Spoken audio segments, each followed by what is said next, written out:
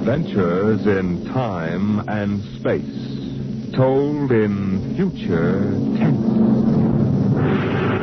Dimension.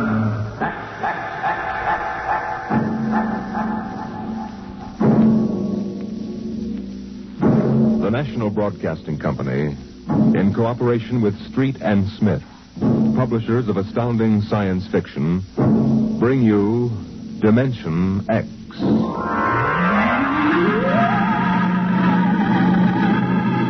20 years had passed since the last of the giant migration ships had crashed to the surface of Mars, bearing its pitiful handful of survivors of the Earth Wars. 20 years of scratching at the stubborn Martian soil. 20 years of trying to devise new solar engines that would use the strange fuel they found on Mars. 20 years of longing, of turning eyes toward the green Earth as it hung on the horizon like a beckoning light. And now it was done. And the first new ship, built of shining Martian chromaton, had lifted bravely toward home with 3 men locked in its metal belly. Would they return to an Earth made barren by cosmic dust, to a blackened radioactive hell? Or would they find intelligence still alive on the scourged planet? What had 20 years of death and radioactivity done to our beloved Earth?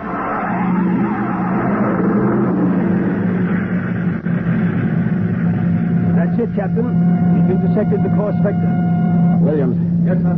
Prepare for deceleration. Forward piston ready, Captain. Read us off, Evans. We'll enter the gravitational field of the Earth in exactly 10 seconds.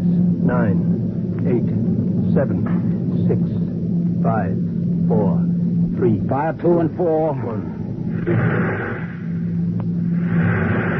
2 and 4. What's our momentum, Evans? -3. Fire 1. 1. -4 now. Steady as she goes. How are we? On parabola now. If we can hold, we should breach the heaviside layer somewhere north of what used to be Murmansk. Let's have a look at her. Visor, please. Yes, sir. Mother Earth. 20 years. We're going home, Evans. We're going home. Home to what, Captain? Home to a burned-out radioactive planet that is incapable of supporting human life? Evans and I don't agree with that, Williams. We think the Earth is ready for us again. That she'll give us another chance. I'm sorry, Captain, but I was born and brought up on Mars under the new central government. We younger men disagree with you about migrating back to Earth. For us, Mars is home. Well, we'll see. If there is some form of life on Earth, we'll find out soon enough. Williams, head for New York.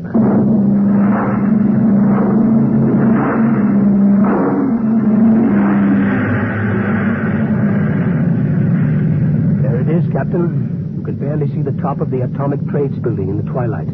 They never finished building it. Dark as a tomb. Slow to cruising speed. Cruising speed. It begins to look as if Williams is right, Captain. Not a sign of life on 4 continents. We'll make a radiation check and then head back for Mars. You agree with me, gentlemen? That for all practical purposes, the planet is dead? It's still my Captain. What is it? Am I going out of my mind? Look out that way to the west. Could that be? By heaven, it is. Those are lights. Turn the ship. Heading west, southwest. Full speed. Full speed. They are lights. Captain, it's a city, a whole blasted city lit up like a Christmas tree. Well, what do you think of your dead planet now, Williams? We shall see, Evans. Remember, the Commission wants evidence of life as we know it. Decelerate to -5. We're going to take her down. There's an open area just on the edge of the city. Yes, sir. Hold on, gentlemen. We're about to land.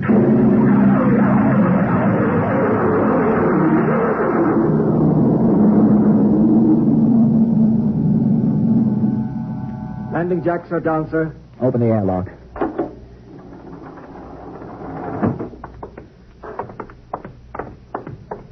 Close.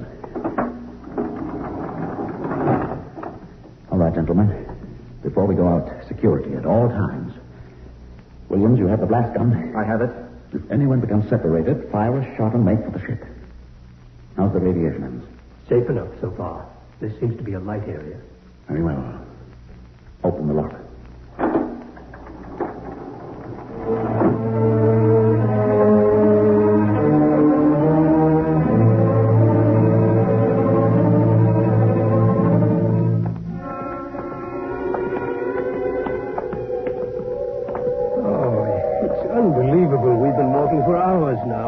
Soul to see. There must be someone. How do you explain the lights? I don't know. Municipal building. Shall we have a look here, sir? Possibly the records might contain some clue. Good idea. Keep your weapons ready.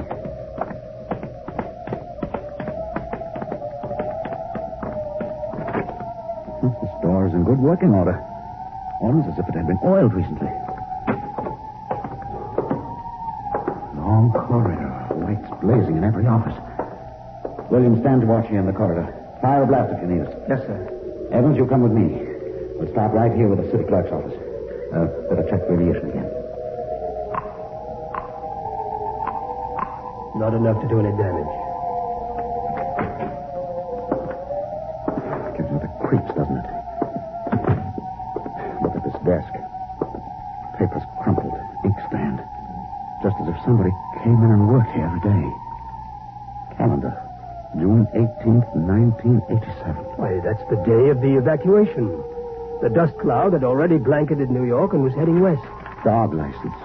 Hunting permits. Somehow I have a peculiar feeling that... Good Lord. Pick it up, Evans. Hello? No answer. Hello? I hear something. A scratching sort of noise. Good day, Doctor. What? How are you? I called to ask some advice about a trepanning problem. Can you tell me if the lateral cut should be made first? Hello? Hello? This is absolutely Thank insane. you, Hello? Doctor. I'll do that. By the way, how is your wife, Alice? And the girls? And your son, John? Fine boy, John. I'll call again tomorrow. Goodbye, Doctor. Hello? Hello? It's gone dead. Who was it? I don't know. A strange voice carried on a conversation about some surgical operation without paying the slightest attention to anything I said. Captain, the lights are out. Good Lord. Captain! Captain! I have a torch. Come on. Williams, what is it? I don't know. You fired a shot. Yes, sir. Just as the lights went out, I'm sure I saw a figure. It looked like an old man in a white robe. It moved across the end of the corridor down that way. Flash your torch down there, Evans. Nothing there. Are you certain, Williams? I'm not certain. The lights. They're on again. We're going to get to the bottom of this. Wait. What? Listen. Quietly. Someone is coming, walking slowly toward the corridor. Coming closer. Cover him when he turns the corner. It'll be a pleasure. Don't fire unless I give the word. What? Jumping Jupiter. Are you... Is it really someone, or am I having hallucinations? We are no vision. No. No, you seem to be real. I saw the ship come down. I thought perhaps I was losing my mind. It's been so many years. I'm Captain John Parsons. These are my assistants, Dr. Evans and Mr. Williams. We've returned to Earth from Mars. And it's happened. We're not alone anymore. Forgive me, gentlemen. I seem moved. I waited and hoped for so long. You survived the radiation? We did. There are others? My family were the only ones. I answered the phone a moment ago. Who was it? You heard my voice, Doctor. Your voice? To break the loneliness, I've recorded my voice and rigged up an automatic telephone. It's pleasant to hear the phone ring. I come here to do my work. I take it you're a medical man. My name's Cornelius Hathaway. Hathaway? Hathaway, the brain surgeon? You know my name. Who doesn't? I watched you on television at college. I saw you 23 years ago. You performed a difficult surgery for a cerebral tumor. Marvelous. Thank you. I'd almost forgotten. My mind, you see, I'm almost 80 now. You look fine, sir. Well, we've had the best of everything. An entire city to choose from. Cold storage, the best equipment, But come, when I saw your ship, I told Alice, my wife, you know, to prepare a feast. This is a great day for me, gentlemen. A great, great day.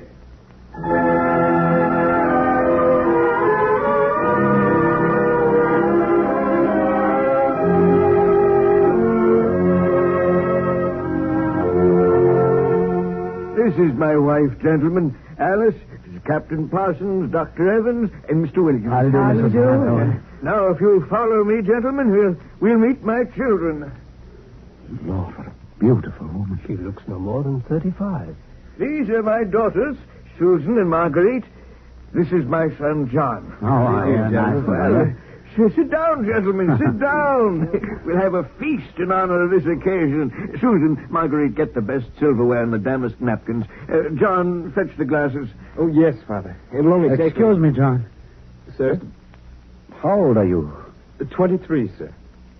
Thank you. Now, if you'll excuse me. What is it, Captain? Something wrong? Nothing except that it's impossible. You see, Dr. Hathaway's son was already in college when I started. That would make him at least 45.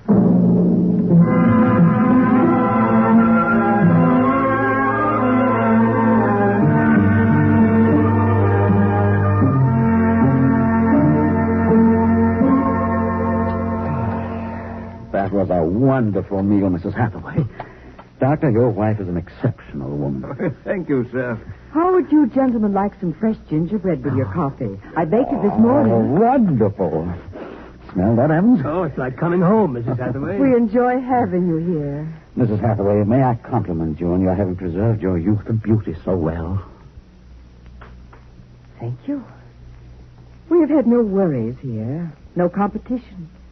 Only the things we need for material comfort. Parsons and I were wondering, Dr. Hathaway, if the radioactivity had any effect in preserving tissue. Your children all look so young, too. It is possible, gentlemen, of course. Radiation does strange things to living tissue. Alice, could we have some champagne? Of course. I'll only be a moment. An amazing woman. Did you ever see such grace? Such complete relaxation. It doesn't seem quite natural. I beg your pardon, gentlemen? Captain Parsons was just about to ask how you and your family managed to escape, Dr. Hathaway. We were very fortunate. I was working in the Sierra Mountains at the time. I had a lead-lined laboratory where I did X-ray research on my pet project. And what is that, sir? The study of machines as they relate to human function and the corollary of... Well, to continue, when the dust cloud covered America, we remained in the laboratory, well supplied with food and water. Later, when the radiation permitted, we made our way east, back to our old home, in the hopes of finding other survivors. But by that time, every living creature had been evacuated to Mars. We were stranded. The migration ships didn't wait for stragglers. That's true. My father and I were on the last rocket out of New York. I've always loved this old house. But the loneliness of those first years... At least you had your wife and children. Yes. Yes, I had my family. If it were not for them, gentlemen, I assure you I would long ago have put a bullet in my head. Here we are. Champagne, Captain? Oh, thank you, Mrs. Hathaway. May I propose a toast? Oh, let me. Gentlemen, to Earth. To Earth. Earth. May she never be a stranger to man again.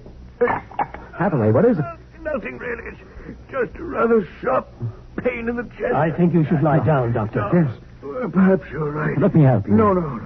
John and Susan will help. Of course, Father. Why don't you gentlemen go out on the porch, enjoy the air? I'll see you all in the morning. Good night, Doctor. Good night. Come, John. Yes, Father.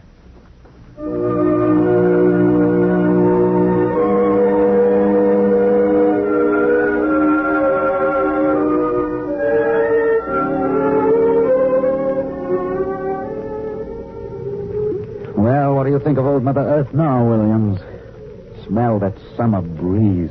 Look at that view of the city lighted up against the sky. It has a certain quality. Well, score 1 point for the back-to-earth proposal. I didn't say that. You're beginning to feel it, though, Williams. I can tell. If you don't mind, gentlemen, I'm quite tired. I think I'll turn in. Excuse me. Well, Captain, Well, what? what do you make of all this? I don't know what you mean. This Hathaway and his family. There's something strange and unnatural going on here. I can sense it. I think you're reading things into it, Evans. So, perhaps. Well, I'll turn in too. Are you coming? In a moment, I want to smoke a cigarette. Beautiful view. What? Is it not? I didn't hear you come out. How is he? Resting. I've never seen him this bad. Yes, he's an old man. I'm sorry, but the difference in your ages is so apparent. You must have been married very young. My husband is a very great man, Captain.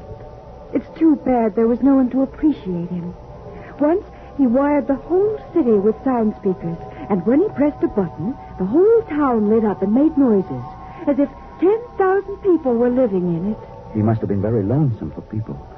Although with a woman such as you, I don't understand. Perhaps one day you will understand. Good night, Captain. Good night, Mrs. Hathaway.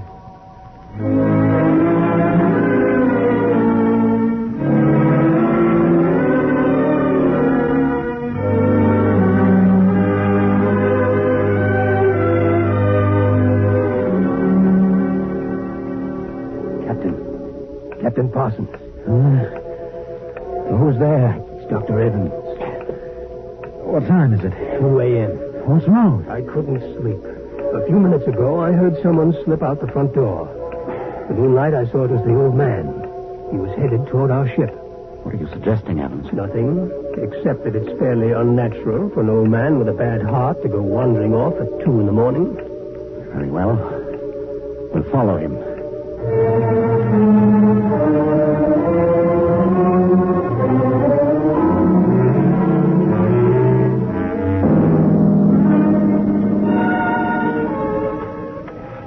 See him yet? No. Look, ahead there on the hillside. Isn't that Hathaway kneeling in the moonlight? Yes, I think so. Can we get closer? Let's head for that clump of bushes. This is far enough. What do you suppose he's doing there? What are those things on the ground? Good Lord. Those are grave markers. 4 of them. You're right. Seems to be praying over them. Listen. Do you forgive me for what I've done? I had to do it. I was so terribly lonely. You do forgive me, don't you? Yes, I feel you do. I'm glad. I think perhaps I can rest now. I think He's having another attack. Come on. Hathaway. Dr. Hathaway. Raise his head, Evans. His lips are moving. What is it, Doctor? Leaping closer. I'm sorry I had to spoil all of this. I've expected it for some time. We'll fix you up. No, this is the end for me. It really doesn't matter. Except for them. What about them, Hathaway? You suspected, didn't you? Yes, I suspected, but I couldn't believe it until now. Do they know? No, they wouldn't understand. I wouldn't want them to know, ever. The Earth... Don't try to talk. The Earth is so fair. Doctor. He's dead, Captain. He knew it was the end this time. Yes, he knew. What was it he meant about your suspecting? Light a match, Evans. Look on those 4 grave markers and tell me what you see. Good Lord. Well? Alice Hathaway, Marguerite Hathaway, Susan Hathaway, John Hathaway. Died July 1987. But that's 20 years ago. If these markers are correct, then who are those others? Can't you guess, Evans? Can't you guess?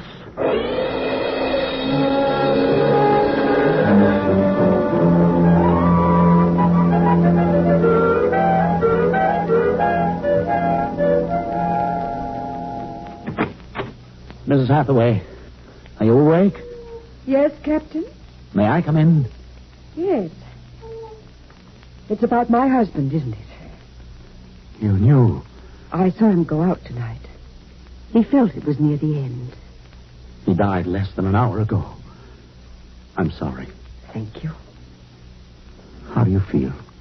He told us it would happen one day, and that he didn't want us to cry. He didn't teach us how, you know. He said it was the worst thing that could happen, to know how to be lonely and unhappy. What will happen to us now that he's gone? I don't know. Will you stay with us? I would like to, but I cannot.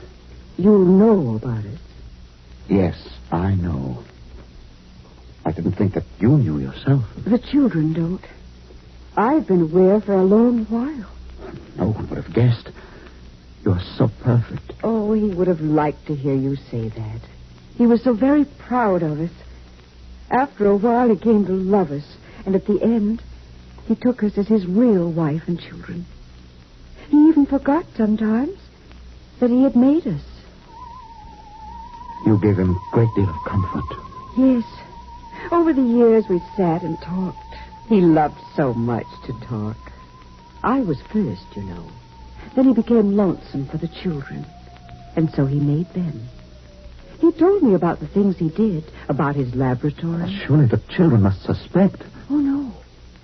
You see, there were no other beings with which to compare themselves. He must have been a great, great genius. Each morning he took a recording of his voice into town and put it on the automatic telephone. Each night it would call us. I think, what with the phone ringing and the sound of voices and the lights on, he was happy. There was only one thing, one flaw. And that? He couldn't make us grow old. And so he had to watch himself become an old, old man while we stayed young. It was a great blow to him.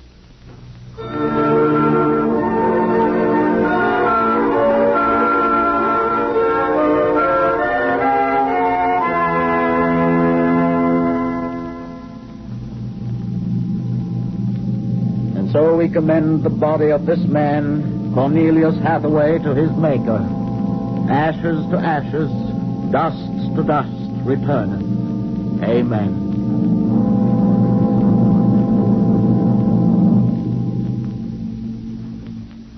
Come, John. Yes, Mother. Susan. Martha. Evans, Williams, stay here a moment, please. What is it? Let them go back to the house. I want to speak to you. I know what you're going to tell us, Captain. I saw the names on the grave markers. Well? It's a mockery. A blasphemy of everything we believe in. For a man to do something so evil. Can't you imagine what he faced? Can't you imagine what it must have been like to have watched his wife and children die slowly of radiation burns? To know that he was the last man on the face of the earth? Alone? Eternally and unalterably alone? Good Lord, man, what would you have done if you had his medical and technical genius? That's incredible. Yes, it is. But with an entire American city on which to draw for supplies and equipment, a brilliant man might accomplish anything, even that. What are you suggesting, Captain? That we take them back? We haven't enough space in the ship for that. Every ounce counts. Still, to leave them here, like that, alone. I think I have an answer, cold-blooded as it may seem. Go on. I suggest that we turn them off. Do you think that I could do that? No, but I could. After all, they aren't human. They're worse than robots. They're ghoulish. Have you talked to her? Has she smiled at you with that quiet, beautiful smile? Captain, we can't take them with us, and it would be less than human to leave them here without Hathaway. Could you do it, Evans? Give me the blast gun, Williams. We'll wait in the ship. Take off in half an hour. Half an hour.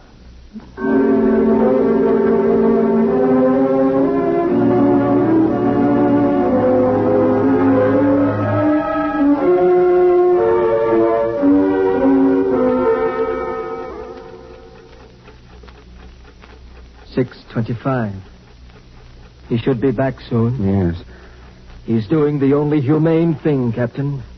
They are less than human. Are they? Well, it's done now, and no one will ever... That's the airlock. He's back.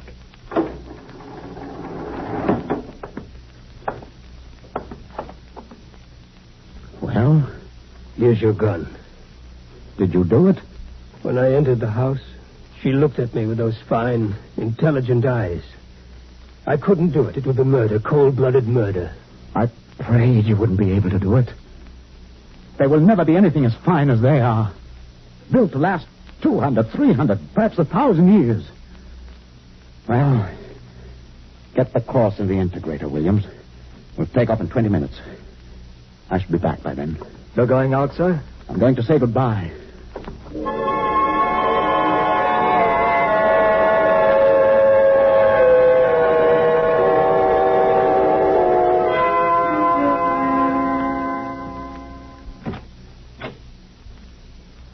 You've come back. Only to say goodbye. It was nice of you. I wanted you to know that I am coming back someday. When will you come? I don't know. It will take many years to prepare fuel for another trip. 6, 7, perhaps 10 years. I will watch the sky at night, just as he watched it. Oh, I'm afraid I must go now. I understand. Strange. I have a new feeling. One which he did not teach us. A feeling of longing, of sadness. That one is not taught. It comes of being alive. Yes. I am alive. Even though he created me, I'm a person now. Goodbye, Alice Hathaway. Goodbye, John Parsons.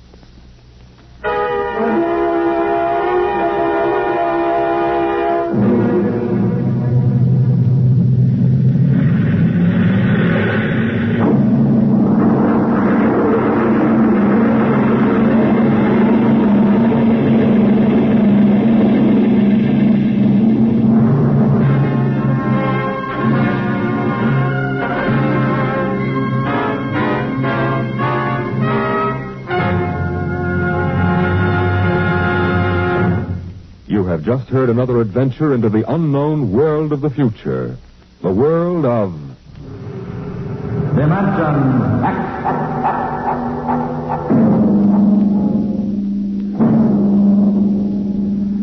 When the time comes for man to explore the universe, to deal with the strange inhabitants of other worlds, there will be much to remember.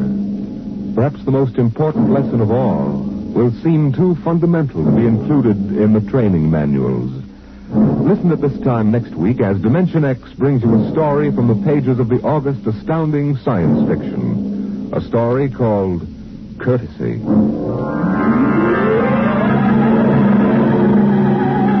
Dimension X is presented each week by the National Broadcasting Company in cooperation with Street and Smith, publishers of the magazine Astounding Science Fiction. Today, Dimension X has presented Dwellers in Silence, written for radio by George Lefferts from the story by Ray Bradbury. Featured in the cast were Peter Capell as Captain Parsons, Bill Griffiths as Dr. Hathaway, and Gertrude Warner as Alice. Your host was Norman Rose, music by Albert Berman. Dimension X is produced by William Welch and directed by Fred Way. Dragnet, the story of your police force, is next on NBC.